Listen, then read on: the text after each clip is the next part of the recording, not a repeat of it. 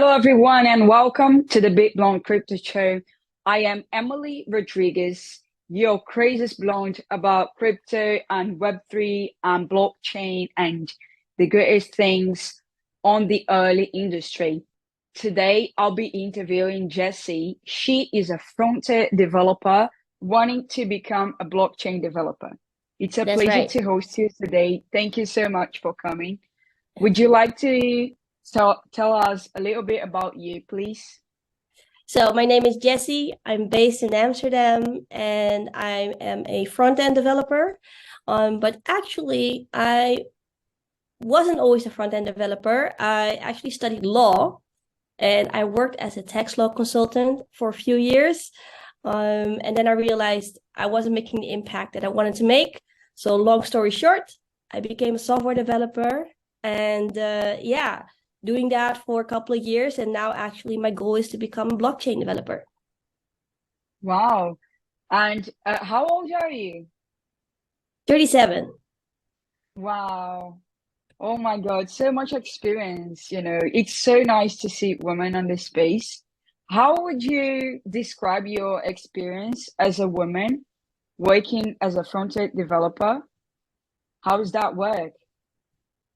Yeah, how does that work? That's a question I get a lot, actually. To be honest, when I became a software developer, I had no idea it was so male dominated, or at least like I wasn't really aware of it. Like when you're in high school and you have to teach, you have to pick a profession, you kind of know, right? Okay, if I choose tech, then I'm with a lot of guys or something. You kind of know. But I became a software developer way later in my life. And when I wanted to become a software developer, I was really like focused on becoming a software developer. Like I wasn't looking at what kind of people are working there. I just wanted to create things and build things. So um, when I was doing the course and I was talking to people, I'm going to switch becoming a software developer. This guy actually told me and he said, it's going to be so easy for you. And I was Oh like, my God. yeah. So I was like, oh my God, I hope this guy is not saying what I think he's saying. He's like, yeah. And then he started and he's like, yeah, first of all, you're a woman, you're good looking, and you're Asian. Oh, And I'm like, what does that got to do with it? So that was my first interaction, I think, when it really hit me that okay, there are guys, it's male dominated. I was like, okay, yeah, so what? But that's when it was like, okay, that's the effect that is male dominated and that males have a certain perspective on females in the industry. Working as a woman, it sometimes it's kind of difficult, I would yeah, say, what I see with other women and how they're being treated, or let me also say how they let themselves be treated, because personally, I also believe it yeah, comes from yourself. I find it really hard to say, oh, you have to do this or that. Also, because I grew up with one brother and two cousins. So all my life, I've been actually surrounded by a lot of males. So when I'm in a team of males, I don't really feel necessarily intimidated because I'm kind of used to it. But I can imagine that a lot of women don't feel that way, even though they maybe had brothers or male cousins. Um, but yeah, what do I find of that? I find sometimes last year I worked for a big YouTube platform called Clever Programmer. They have over 1 million subscribers. And I went to LA also last year. The year before. And okay. yeah, a lot of girls come to me and they say like, wow, you're a role model. We always see you as a coder. You're the only girl, lady coding. What's it like? And I feel very grateful, but I also feel kind of sad when they tell me that Yeah, because I feel like, oh man, it's not the next normal yet. Like it's not. So yeah, yeah, what it's like, it's not the next normal yet. I am pro-humanist, like I don't really care if you're female, you're black, white, yellow, brown, skinny, old, 100%. it doesn't really matter. Everybody can be a coder. the computer knows shit about your background when you write code. The computer is not biased. It doesn't know whether there's a white person writing code or an Asian person. It doesn't know. Okay, so but when I said that to other people, like, yeah, I'm pro-humanist, guys, like, I don't really care. And they said, that's great, but we're not there yet. We have to get past, being pro-feminist, being pro-multicultural, being pro, and then we can get to the pro-humanist. Wow. Very beautiful background. And I agree with you. I get the same thing. And this is why I'm doing videos now. And I decided to, be more active on YouTube as well, but mainly focus on women. But it's not saying like I'm not welcoming man or anyone. This is like, I think Web3, it's the place to change culture. And nothing matter. 100%. Your color, if you're gay, whatever. Yeah. But it's definitely time to start educating women, and it's really hard. And also educating men. Definitely. So now I work at a big company, Team Rockstars IT, and they have very good policy, right? They want to include more women. Sometimes we had a ladies' day the other day, and then they had this question, and they asked us, like, should we have a ladies' day? And at the ladies' day, should we also invite the men? At some point. And I said, like, yeah, 100%. Yeah. And they said to me, why? Just out of curiosity, not because they don't feel. Inclusion, yeah. I said inclusion. I mean, I am not a man, so I cannot think like a man. Like, right? Technically, factually, biologically.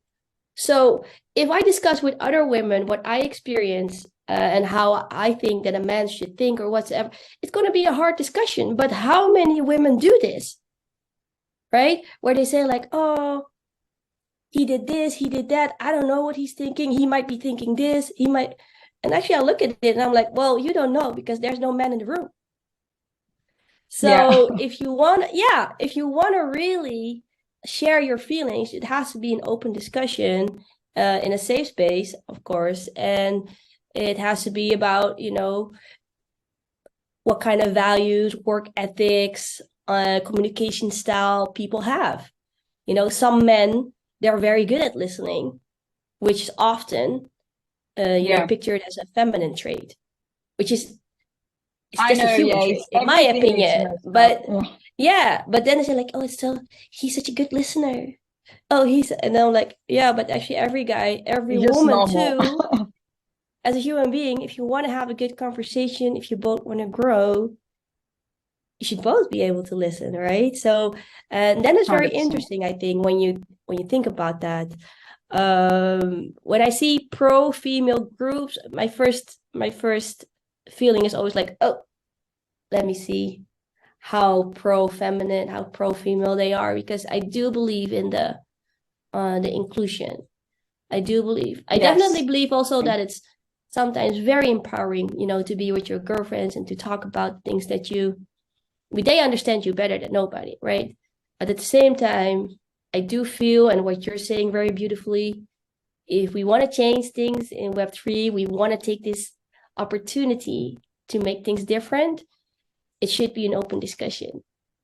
There should be a lot more inclusion in many ways. Yeah. But I believe we are changing already. Like, we are working to make this change. I think back in the story, they tried the other groups, but I think now with internet and DAOs, we can definitely make it, and we are doing it. So it's very nice to see women like you on this space. Thank you. And I also want to ask you, what do you think about Web3, and where do you see Web3 going on 2023?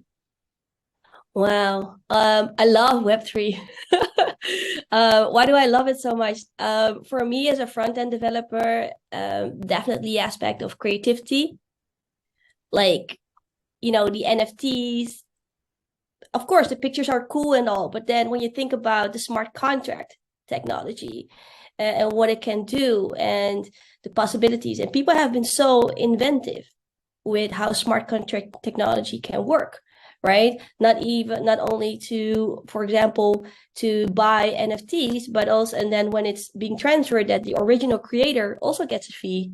But for example, also to have your house being sold as an NFT, and that all the legal process will also, go very fast and legitimately, and it will save a lot of cost on advocates, notary people.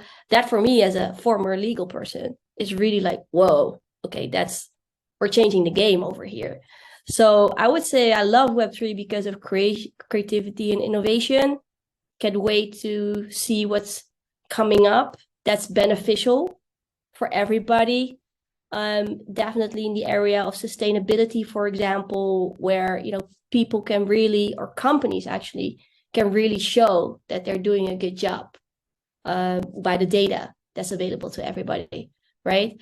So there are many examples for that. Yeah, what do I think that the Web3 will be? Well, I hope that, with the crypto winter and all, and FTX and all the things, that people will not be as skeptic, or that people will at least realize that, okay, when we think of Web3, oh, that must be crypto, which is not the case. I'm not in crypto that much, but when I see people that, I'm like, hey, I kind of feel like, hey, but it's code too, it's development too, it's mobile apps too, it's, things you can, so many cool things you can do with it as well, because data is just going to be so important.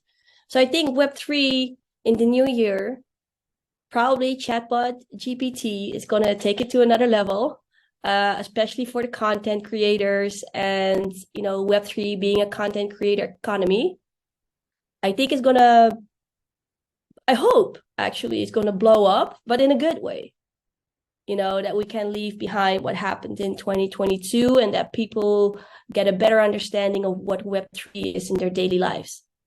And I think, to be honest, for the first 6 months, probably, even if company would want to transfer to Web3, they might not say terms like decentralized or a token. They're just going to make it really smooth, so it seems Web2, but at the back it's Web3, and that's what provides all the benefits and advantages that come with it, like the transparency, legitimacy, quality of data, all of that. So I think it's going to be very smooth, but I do think that it's going to be so much more normal and more used in daily lives, hopefully.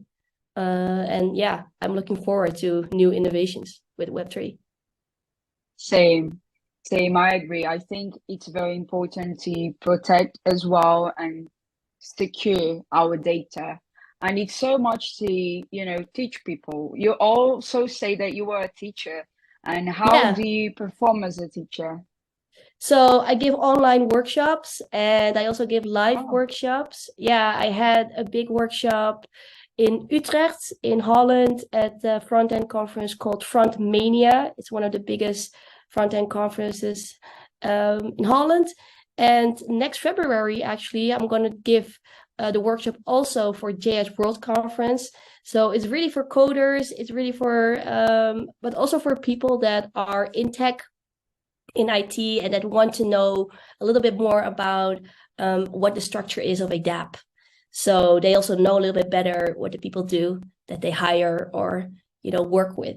So yeah, I teach about Web3, blockchain 101, and yeah, I'll teach it in such a way that afterwards people know how to explain it at a birthday party, so.